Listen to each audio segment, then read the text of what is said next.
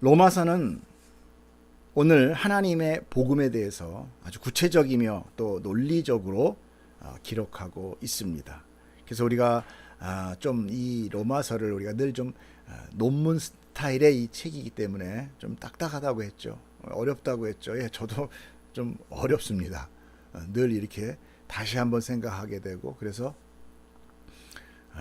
우리 아내가 항상 저한테 물어보는 게, 당신 설교 준비 다 했어? 이렇게 얘기를 합니다. 근데 내가 막 계속 또 보고 있으면 아직 못했구만 이렇게 얘기를 하는데, 사실 못한 게 아니라 계속 월요일부터 보고 초안을 작성하고 또 읽고 또 그거 아니네, 또 변경하고 또 쓰고 아니면 또 그것도 아니네, 또 다시 변경하게 되고, 결국 뭐 마지막까지 계속 바뀌면서 결국은 하나님 성령님께 의지하게 됩니다. 오늘도 정말 제가 쓴 글이 아니라 하나님께서 저와 여러분을 깨닫게 하는 그런 은혜가 있기를 축복합니다. 그래서 오늘 말씀에 이 복음에 대해서 정확하게 규정하고 있는 말씀으로 있는데, 바로 그것이 이제 2절인가요? 예, 보면은 뭐라고 나오냐? 한번 읽어볼까요? 시작. 2절에 이 복음은 하나님이 선지자들을 통하여 그 아들에 관하여 성경에 미리 약속하신 것이다 라고 로마서 1장에 나오죠. 2절에. 예, 여기에 보면 복음에 대해서 정확하게 명제가 나오는 거죠. 복음은 뭐에 대한 것이다? 아들에 관한 것이다. 그렇죠? 하나님의 아들. 여러 명인가요? 아니면 독생자인가요? 그러면 누구죠? 예수 그리스도. 즉 그리스도에 관한 것이 복음이다. 복음의 실체는 뭐냐? 그리스도다라는 거죠. 이것을 하나님의 선지자들이, 우리가 선지서들 읽잖아요. 그죠?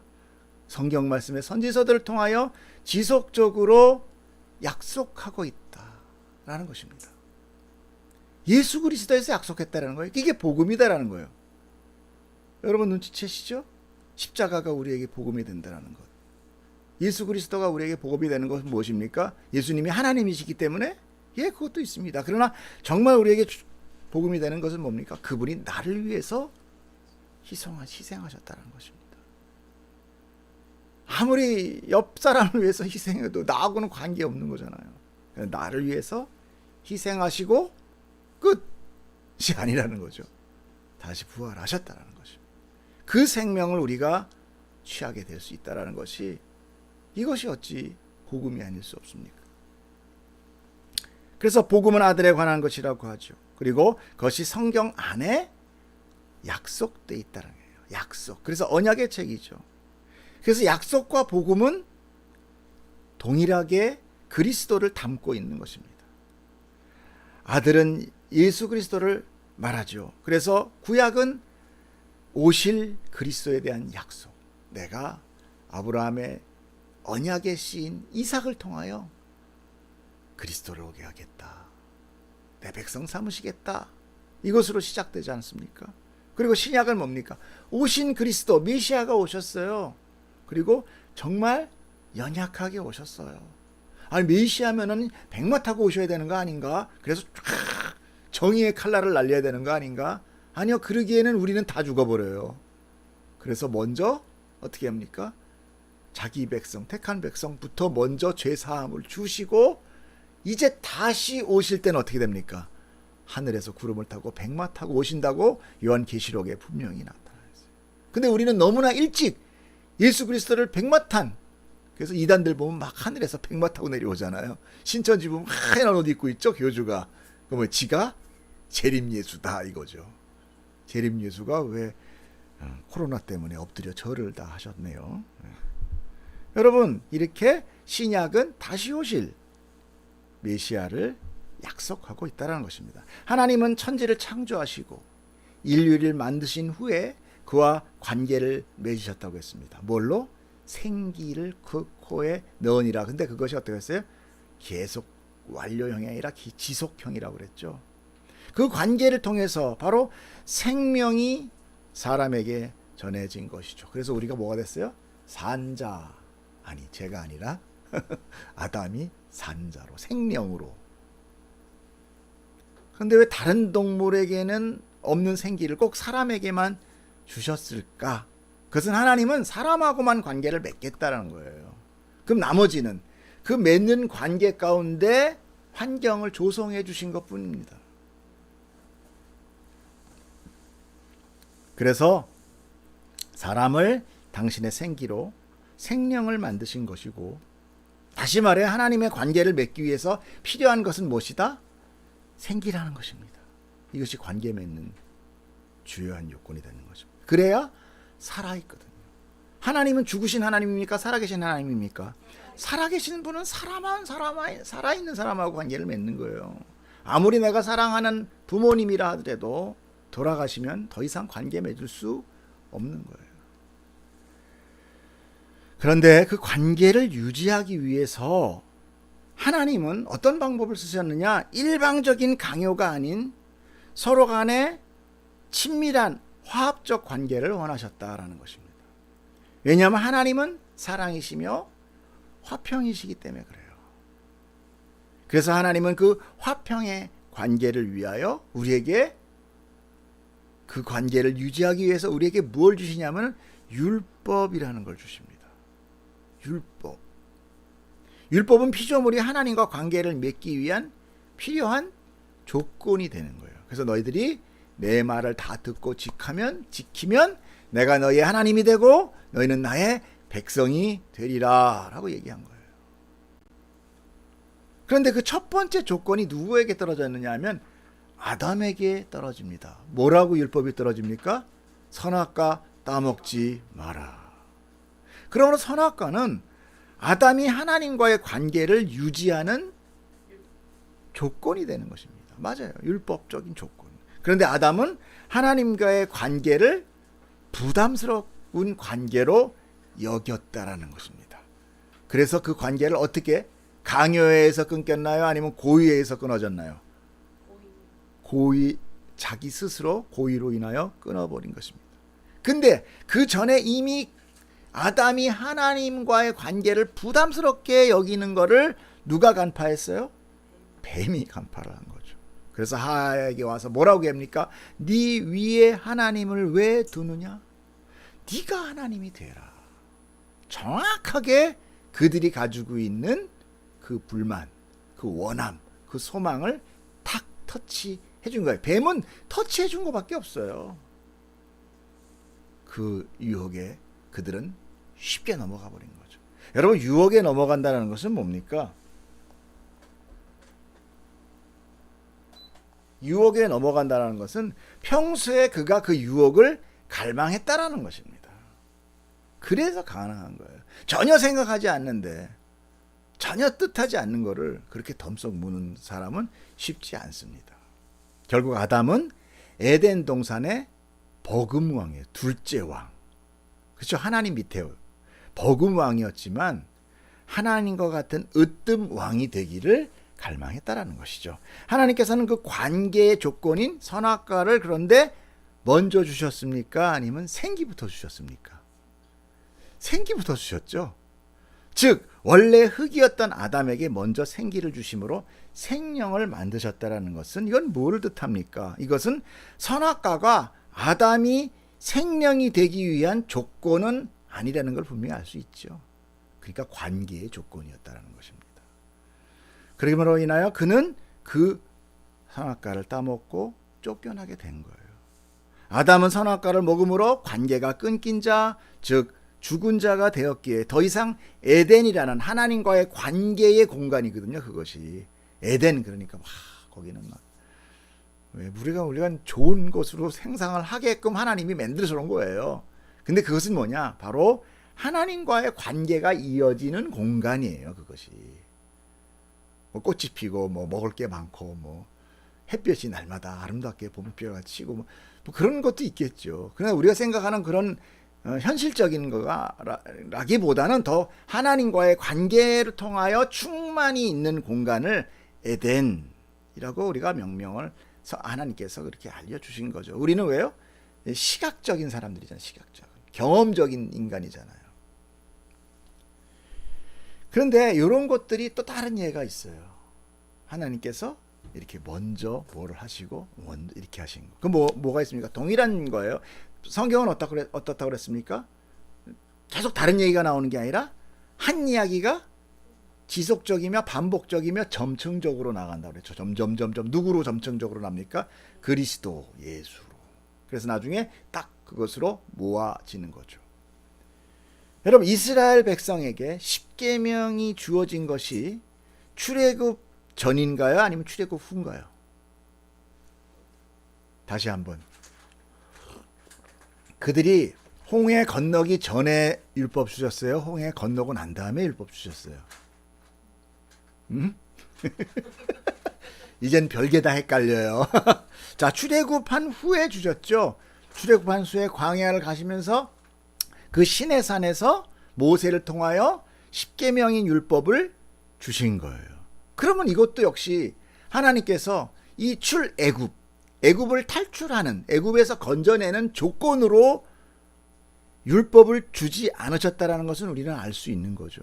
하나님께서는 먼저 출애굽시켜 놓고 나서 그리고 시내산에서 십계명을 주셨다라는 것입니다.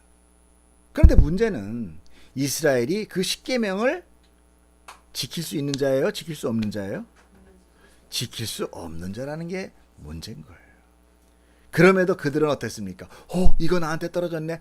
하나님이 나를 구해줬어. 이거 나한테 있으니까 난 선택받은 민족이야. 그래서 어떻게 합니까? 이 율법을 잘 지켜내는데 집중을 했다는 것입니다. 그러면서 이 율법을 내가 열심히 지켜서 지성이면 감천으로 하나님과의 관계를 자기들의 이 율법 지킴으로 지켜내겠다. 이렇게 여긴 거죠.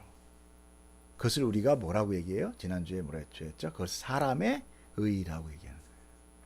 사람이 어떤 행위적 노력과 수많은 어떤 표면적인 행위를 통하여 자기의 자격과 자기를 높여서 하나님이 택할 수 있는 자격 있는 자로 만들어내는 것. 그래서 그게 상급론으로 나온다고 그랬죠. 나는 상 받을 수, 이제 하나님의 하늘의 상을 받을 수 있는 자야. 그래가지고 저놈은 개털 모자 쓸 거야. 나는 면류관을 쓸 거야. 이렇게 그런 얘기 들으셨죠 옛날에?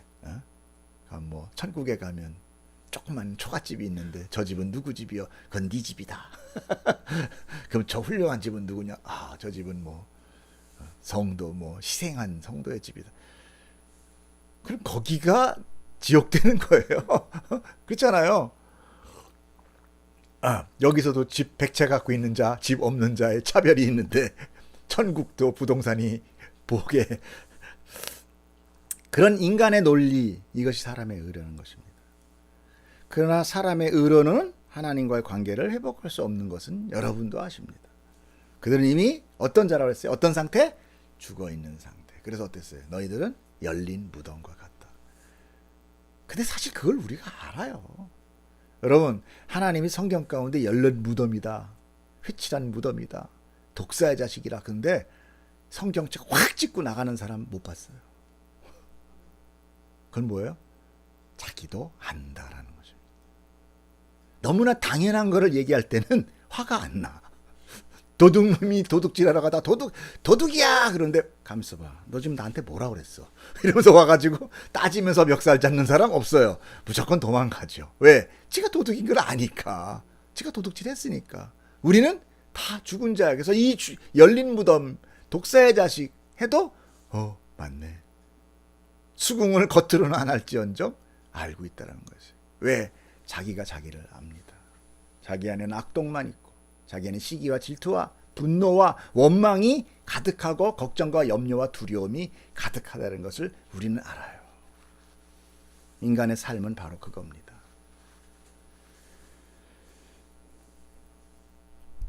그러므로 끊겨버린 사람과의 관계를 하나님께서 다시 그들과 관계 맺기 위해서 행하시는 회복의 조건을 하나님께서 제시하시는 거예요. 이것이 뭐예요? 바로 하나님의 언약이에요. 그래서 아까 그 언약을 뭐라고 그랬다? 복음이라고 그랬어요. 근데 사람들은 그 언약을 맺으면, 하나님께서 언약을 제시하고 있는데 그 언약에 대해서 아는 사람이 없다라는 거예요. 아니, 언약에 대해서 관심 갖지 않는다는 거예요. 관심이 없어요. 알지도 못해요. 그러니까 교회 와서도 뭐 십자가 놓고 막 하면서 우리 아들 잘 되게 해주세요. 이번 사업 잘 되게 해주세요. 이번에 이 건 있는데 요거만 잘 넘어가겠어요. 그럼 내가 아주 재산의 반을 주게. 이런 기도가 그냥 자연스럽게. 그럼 또 지도자는 재산의 반을 내놓는데 그러면 옆에서 도와주자. 우선 저 3분의 1을 먼저 내놓으면 더 잘해 주실 거야. 뭐 이러면서. 이건 뭐예요? 이거는 뭐 그 지도자가 사기꾼이 되는 겁니까? 뭐 그럴 수도 있지만 모른다는 거예요. 뭐를 언약을 하고 있는지, 뭐가 복음인지를 지도자나 성도나 둘 다 모른다는 거예요. 관심도 없다라는 거예요.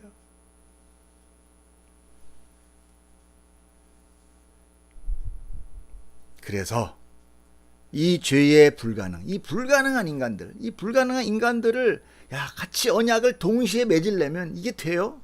안 되잖아요. 그렇기 때문에 하나님께서 홀로, 아브라함 때 우리가 언약식을 봤죠. 홀로 이 언약을 이루어 가시는 그 구원의 전체적인 역사, 그것을 통틀어서 뭐라고 부르냐? 하나님의 의라고 부르는 것입니다. 뭐라고요? 이해되세요? 그러므로 이 의의 의미는 일종의 관계의 회복을 의미하고 있어요. 담고 있어요. 그래서 이 하나님의 의는 뭐냐? 화목이에요. 화평이에요. 회복이에요.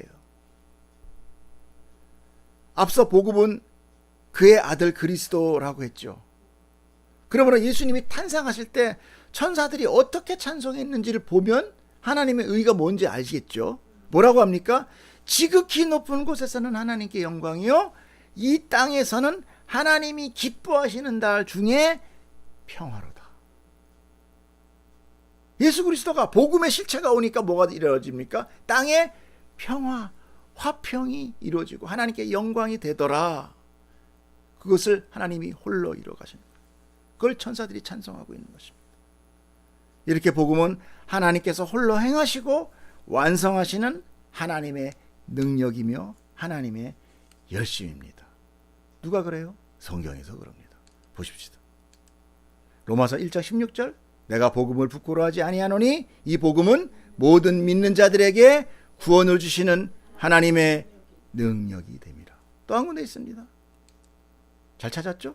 이사야 9장 7절, 그 정사와 평강이 더함이 무궁하며 또 다윗의 왕좌와 그의 나라의 군림함. 여기서 다윗은 예수 그리스도를 예편하고 있습니다. 그 나라를 굳게 세우고 지금 이후로 영원히 정의와 공의로 그것을 보존하실 것이라. 만군의 여호와의 열심히 이를 이루시라. 사람의 열심이? 사람의 노력이? No. 여호와의 열심이. 그래서 우리의 구원이 안전한 겁니다. 여러분, 안전한 거예요. 어떤 인간의 정권이 나의 삶을 안전하게 합니까? 괜히 건드려 넣어서 집값만 100배씩 뛰지 않게 해주셨으면 참 감사하겠어요. 뭐가 안전해요? 건들면 건들수록 더 이상해. 더 흔들어져. 더 뭔가 추가적인 범위 계속 나와야 돼. 또 나오면 또 다 튀어나가, 또 사람들은. 여러분, 이 하나님을 닮은, 이 형상을 닮은, 이 정말 명철한 지혜를 가진 인간들을 세상의 인간의 법으로 어떻게 다스립니까? 절대 다스리지 못해요. 어느 임금이 어느 때나 뭐 화평을 누리던 임금이지만 거기에 불평 있는 자가 없었을까요? 그 중심에, 그 하나님의 의의 중심에, 하나님의 구원의 통치의 중심에 누가 있느냐? 예수 그리스도의 십자가가 있다는 것입니다. 하나님의 의의 절정이 뭡니까? 예수 그리스도의 십자가예요. 그것을 이미 출애굽한 이스라엘 백성에게 광야 가운데서 먼저 선보이고 계십니까? 구약에서. 그게 무슨 사건입니까? 민수기 21장에 바로 불뱀 사건입니다. 이스라엘 백성들이 광야를 가면서 어떻게 합니까? 하나님을 불평하고 원망해요. 그러면서 불신합니다. 그때 하나님께서 그들에게 뭘 보내요? 불뱀을 보내요. 불뱀이는 뭡니까? 인생 삶 가운데 자기 노력으로 살아가면서 닥치는 모든 기륭화복, 기륭들, 사건 사고들이에요. 그래서 그들을 물게 합니다.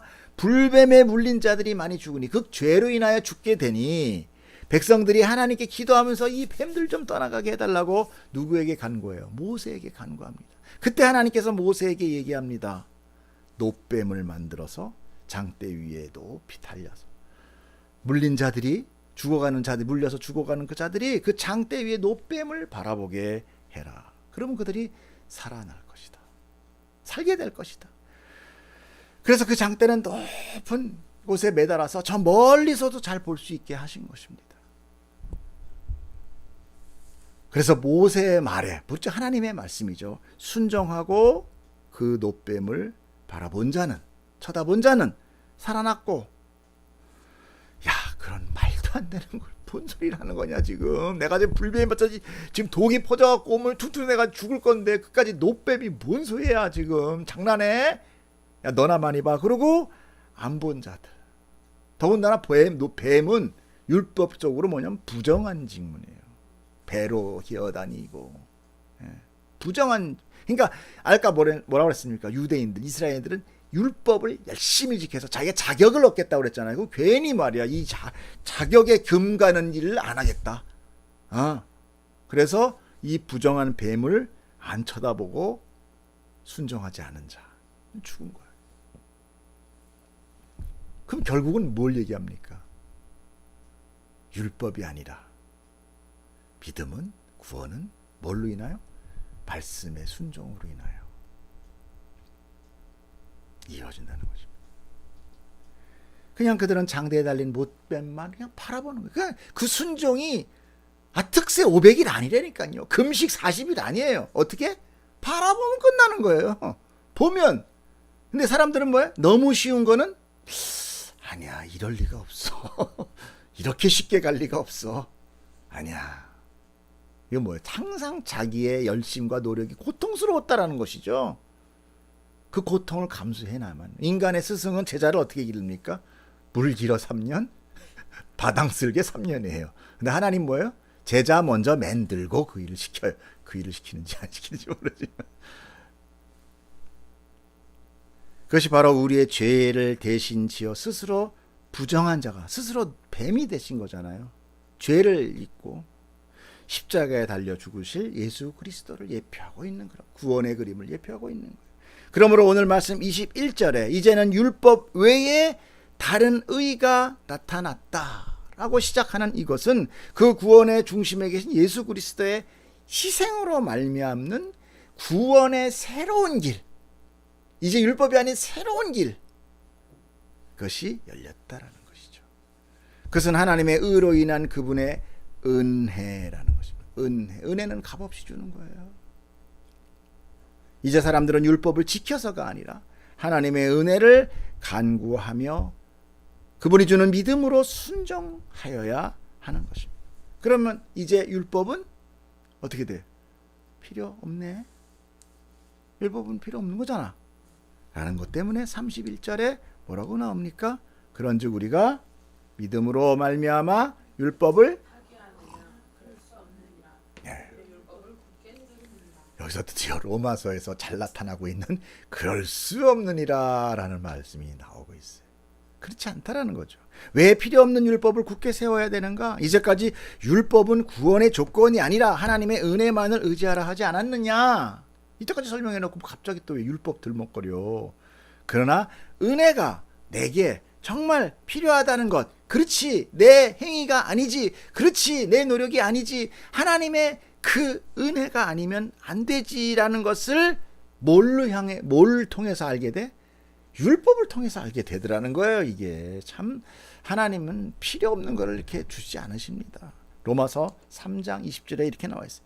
그러므로 율법의 행위로 그 앞에 의롭다 하심을 얻을 육체가 없는데 율법으로는 뭘 깨달아?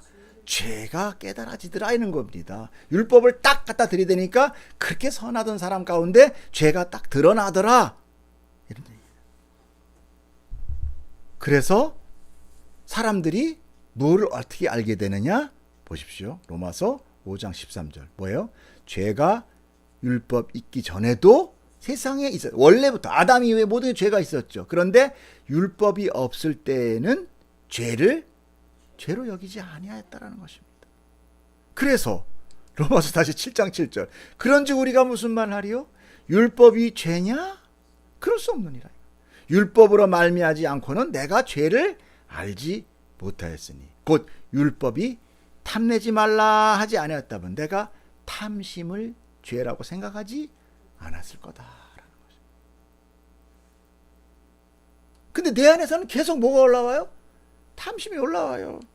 왜 지름심이 나에게 옵니까? 왜 그냥 각 쇼핑몰의 장바구니에는 그렇게 그득그득 들어있습니까? 틈만 나면 지르고 싶은 그 일촉즉하의 마우스 우클릭이 좌클릭인가요? 그런 내 안에 채우지 못하는 탐심들, 또 미움, 여러 가지들. 그럼 한 율법에서 그렇게 하지 마라, 탐하지 말라, 남의 물건을 탐하지 말라, 부모를 잘 섬겨라. 그것이 어떤 거예요? 우리 안에 내재되어 있는 죄의 근성을 하나하나 들춰내는 거예요. 근데 그때 사람들은 뭘 느낍니까? 엄청난 자존심 상함을 느끼는 거예요. 왜? 아담의 죄의 근본이 뭐였어요? 네가 하나님이야 그랬잖아요. 근데 누군가의 존재로 해야 내가 그 거룩한 하나님이 돼야 되는데 이 죄가 막 수없이 튀어나오니까 이거 뭐 아이스 깨끼도 한 번이래야 양보로 미치죠. 지나가는 곳마다 아이스 깨끼 하면 그 여자는 미쳐버리는 거예요. 수치심에. 그래서 어떻게 해요? 예수를 죽여버리는 겁니다. 예수를 죽이는 거예요. 아까 어제 우리가 지난주에 뭐였습니까? 다윗이 자기를 거룩하게 하기 위해서는 자기 원수된 사울도 3번 4번씩 용서할 수 있는 자로 남지만 자기의 치부를 드러내는 그 순간에는 어떻게 합니까? 우리아를 교살하는 그것이 인간의 진면목이에요. 절대로 인정 안 합니다. 즉 도둑질이 범죄라는 것이 법에 규정되지 않았을 때는요. 옛날에 과거에 그 바바리안 시대들 유인원 시대라고 해야 되나? 무식한 시대. 그 과거에 그럴 때는 어떻게 법이 없었을 때는 그냥 힘 있는 자가 그냥 약탈하는 거예요. 힘의 세상입니다. 힘의 논리예요. 그것이 죄가 되는 게 아닙니다. 이것이 죄인들의 세상의 모습이에요. 힘의 세상인 것이에요. 그럼 오늘날은 법이 있으니까 이제 안 그런가? 아니요. 오늘날 그 힘이 돈으로 권력으로 변하면서 흉악한 모습을 멋지고 광명한 모습으로 이렇게 살짝 감추고 있는 거예요. 그래서 사람들이 뭐라고 합니까? 권세 높고 돈 많으면 잘 사네. 나도 한번 저렇게 살아봤으면. 그 뒤에 더러움을 못 보는 거예요. 가려는 거예요. 모두가 죄 맞습니다. 그러므로 어떤 사람도 스스로 회복의 조건을 얻지 못할 뿐이며 그나마 몇몇 택한 자만이 그 율법을 통해서 자기가 죄임을 깨닫고 하나님의 의를 붙들게 된다는 거예요. 그래서 아까 예수님이 탄생하실 때 뭐라 했어요? 하나님이 즐거워하는 자, 하나님이 선택받은 자들 중에서 화평이다 라고 얘기하는 거예요. 여러분, 복음은 비록 전 세계에 땅끝까지 선포되고 있지만 누구에게는 구원의 도구, 구원의 기회, 구원의 언약이 되지만요. 누구에게는 심판의 조건이 됩니다. 이게 참 무서운 거예요. 복음은 그래서 내 복음이 아니에요. 내가 좋아하는 그런 내 편에, 인간 편에서의 어떤 복음이 아닙니다. 하나님 쪽에서의 복음이에요. 하나님은 분명히 심판할 자는 심판하십니다. 그러나 택할 자를 택합니다. 그러면 그런 얘기를 하죠. 누구 맘대로. 그때 하나님께서 말씀하시는 야, 토기장이 더 자기가 뭐 우리가 비 전문가가 봤을 땐 그죠? 간장종지로 써도 좋겠네 하는 걸 어떻게 해요? 죄 버려버린 나 말이죠. 그럴 때 그 사람 멱살 잡는 사람 봤어요? 근데 하물며 인간을 창조하신 이 조물주 하나님께서 택하고 버림을 그 누구에 의하여 제지받을 수 있느냐는 얘기입니다. 그것이 은혜인 거죠. 이제 그 여태까지 내가 설명드린 그 말씀을 통해서 우리가 23절부터 26절 아주 자세히 한번 다시 보도록 하겠습니다. 시작. 모든 사람이 죄를 범하였음에 하나님의 영광에 이르지 못하더니 그리스도 예수 안에 있는 성령으로 말미암아 하나님의 은혜로 값없이 의롭다 하심을 얻은 자 되었느니라.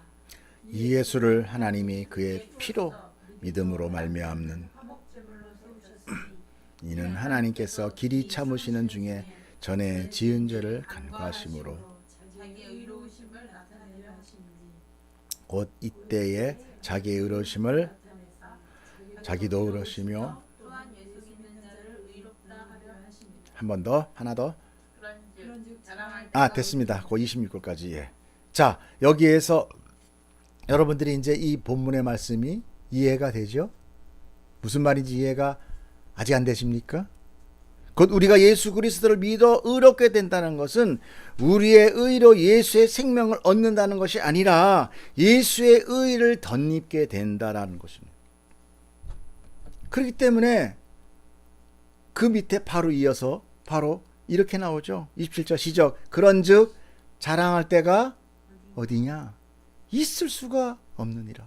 무슨 법으로냐? 어떤 행위로냐? 아니라 오직 믿음의 법이니라. 이 믿음의 법이라는 게 바로 은혜인 거예요. 그러므로 사람이 의롭다 하심을 얻는 것은 율법의 행위에 있지 않고 믿음으로 되는 줄 우리가 인정하노라. 하나님은 다만 유대인의 하나님이냐 또한 하나님 이방인의 하나님은 아니시냐. 진실로 이방인의 하나님도 되시니라. 할례자도 믿음으로 말미암아 또한 무할례자도 믿음으로 말미암아 의롭다 하실 하나님은 한 분이시니라.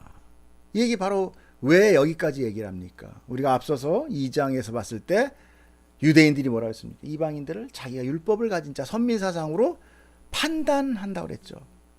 판단한다고 그랬죠. 유대인들은 자기에게 주어진 율법을 가지고 자랑했습니다. 율법은 그러나 구원의 조건이 아니었다는 것입니다. 그런데 그들은 하나님의 선택받은 민족으로서 자기들에게만 율법이 주어졌다고 여긴 것이죠. 그런데 그들은 율법을 통해 자기들의 실체를 오히려 깨닫게 되는 반전이 들어있었던 거죠. 지키지도 못하는 율법을 더 잘 지키겠다고 수천 가지로 더 많이 늘려있는 그 유대인들. 그래서 스스로 거룩한 척하며 이방인들을 비판하고 죄인으로 부정한 자로 판단하게 된 것이죠. 이러한 그들의 선민사상이 그들을 오히려 어떻게 만들었습니까? 우매하며 하나님에 대해서 눈먼 자로 만들어진 거예요. 오늘날 교회 안에도 이런 가르침이 동일하게 일어나고 있습니다. 신자들에게 믿음의 행위를 강요하며 그것이 마치 구원의 조건이며 자격인 양 가르친다는 거예요. 왜 그래요? 그렇게 해야 사람들에게 봉사자도 늘어나, 물질도 들어와. 그래서 어떻게 자기의 나타낼 수 있는 큰 힘이 되거든요. 성도는 한 사람의 힘이에요. 아직 모르는 사람들한테는 쇼킹한 얘기일지 모르지만 이미 교회를 주고 사고 팔 때 교인들이 두당 얼마씩 체결되고 있다는 게 뭘 뜻하는 겁니까? 100명 그러면 얼마, 1000명 그러면 얼마. 그래서 막 교회를 넘기기 전에 어떻게 해요? 교족부를 정리하고 있는 사람들 다 한 번만 와봐 해서 불러서 그 사람이 딱 왔을 때 꽉 차 있게끔 돈으로 세물한다. 사람의 목숨이, 구원이 돈으로 하락되고 있는 것이 오늘날 교회의 현실이에요. 그게 너무나 그냥 그게 왜? 이 정도로. 그래서 왜? 그건 내가 얼마나 힘들게 내가 그거 일어난 건데. 뭐예요 그거는? 하나님이 절대 없었다는 거죠. 내가 이뤘다는 것입니다. 그럼 그 교회는 뭐예요? 하나님 없었다는 거죠. 하나님이 하신 게 아니라 자기의 노력으로. 그렇기 때문에 인센티브 그 가게에 뭐라고 그래요 그걸? 권리금을 받아야 된다. 권리가 누구한테 있다? 목사에게 있다. 그럼 스스로 뭘 얘기하는 거예요? 이거 가짜 교회야 이렇게 얘기하는 거예요. 그냥 자기가 스스로. 하나님은 무슨 개뿔 하나님이야. 가짜 교회. 그냥 내 권리금 줘나. 사람 많이 모아놨잖아 내가 평생 이루면서. 이 얼마나 스스로 자기의 신앙생활을 그냥 한낱 저기로 다 자청해버리는 것입니까? 하나님이 그 자에게 은혜를 주고 싶어도 못 줘요. 그 교회에 은혜를 주고 싶어도 못 줘. 왜? 줬단 전부 다 사람의 능력으로 다 바꿔버릴 테니까. 하지만 성경은 하나님 앞에서 모든 사람들은 하나도 빠짐없이 다 죄인이라고 선포하고 있어요. 겉으로만 도도한 척 여러 가지 행위적인 신앙을 보이지만 미워하는 것도 살인한 것이다 라는 예수님의 이 한마디가 그냥 사람들을 다 초토화시켜버린 것이에요. 거기에 빠져나갈 수 있는 사람 아무도 없었거든요. 지나가는 처연을 보고 음심을 품는 자 그가 가늠한 자다. 어떻게 빠져나갈 거예요? 이 율법은 행위로만 어떻게 지켰어요? 어떻게 가만 이제 못 빠져나간다는 거죠. 그것은 하나님께서 죄를 조장해서가 아니라 인간 스스로가 자기를 높이려는 의지로 인하여 그렇게 자초된 거예요. 사람은 결코 하나님 없이 존재할 수 없는 자예요. 왜냐하면 하나님이 그렇게 만드셨어요. 하나님이 그렇게 만드셨어요. 하나님하고 관계를 맺어야만 되는 존재로 만드신 거예요. 여러분, 아담을 먼저 생기로 살려놓고 그 다음에 선악과를 주신 것은 선악과 지킴이 생기를 받는 조건이 아니었다라는 거예요. 너 선악과 안 따면 내 살려줄게. 이게 아니랬단 말이에요. 비록 선악과로 인해 아담이 죄로 죽임을 판정받죠. 그가 영원히 그러나 죽은 자로 남아있게 하기 위함이 아니었어요. 그렇잖아요. 너 정령 죽으리라고 내쫓았단 말입니다. 근데 왜 예수를 살아서 또 다시 생명을 줘요? 선악과가 조건은 아니었다는 거예요. 그렇죠? 정령 죽으라면 죽었으면 끝. The end. 그래야죠. 그 왜 또 하나님이 아브라함 찾아와서 언약을 맺어요? 왜 생명의 언약을 맺습니까? 왜 새 생명을 합니까? 첫 창조는 완성이 아니에요. 새 창조로 완성이 되는 거예요. 여러분, 그런 것들을 우리가 생각해야 돼요. 그렇잖아요. 정말 하나님께서 죄를 미워하죠. 근데 죄가 문제 관건이었다면 일단 먼저 만들어 놓고 선악과 따먹고 안 따먹는 놈만 살려주면 되잖아요.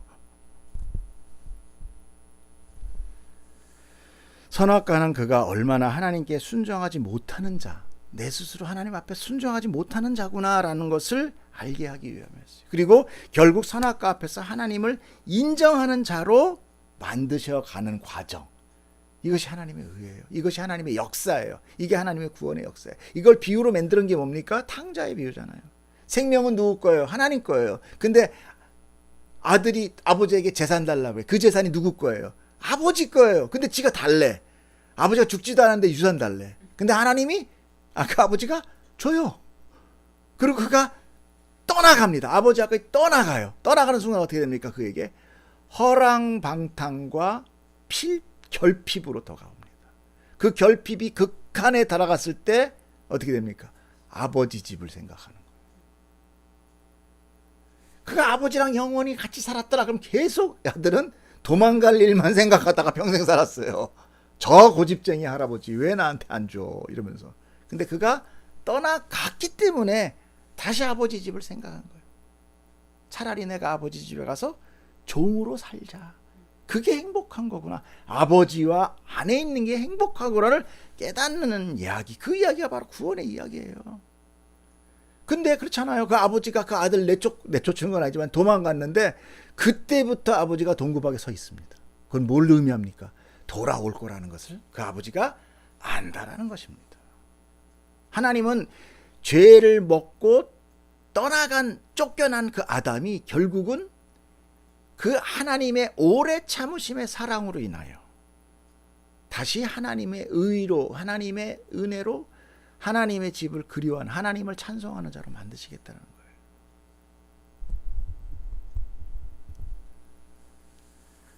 이렇게 아담이 하나님 앞에 하나님과의 관계를 거꾸롭게 생각을 했다라는 것, 그 유혹에 넘어가고 했다라는 것은 결국 뭐야? 최초의 인간이 아담의 죄로 시작이 됐으니까 그 나머지 인류 전체가 다 하나님을 인정하지 않는다라는 거예요.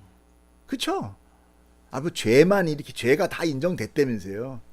근데 여기서 무슨 거룩한 성자가 나타나요? 없어요. 의인은 없나니 하나도 없다. 이렇게 사람은 오직 하나님의 의로 인하여, 하나님의 그 노력으로 인하여, 하나님의 그 열심으로 인하여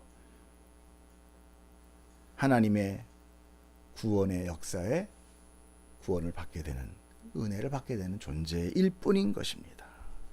모두 자기의 의가 최고인 줄 아는 자는 결코 화합될 수 없어요. 그 자체가 분열이고 결과는 파멸입니다. 그런 존재들을 하나님 나라에 다 모아놓으면 결코 그곳은 천국이 될 수 없는 거죠. 그래서 하나님께서는 자기의 의로 새 창조를 하시며 첫 창조를 완성하시는 것입니다. 그 하나님의 의가 율법입니다. 그 율법은 사람의 의로 드러나게 하는 것이 아니죠. 그러므로 그 의로 드러나는 것 자체가 죄라는 거예요. 그 죄는 하나님의 공의 앞에 심판으로 받게 되는 것입니다. 그러나 예수의 의로 나타난 자, 예수의 의를 덧입는 자, 그래서 의인이라 칭함을 받게 되는 자는 하나님의 나라로 구원을 받게 되는 것입니다.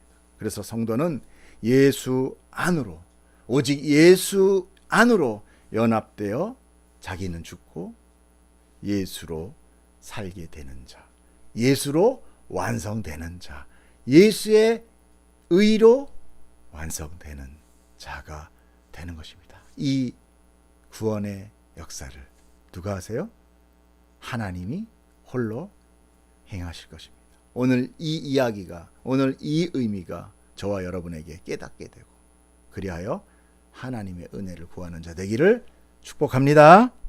기도합시다.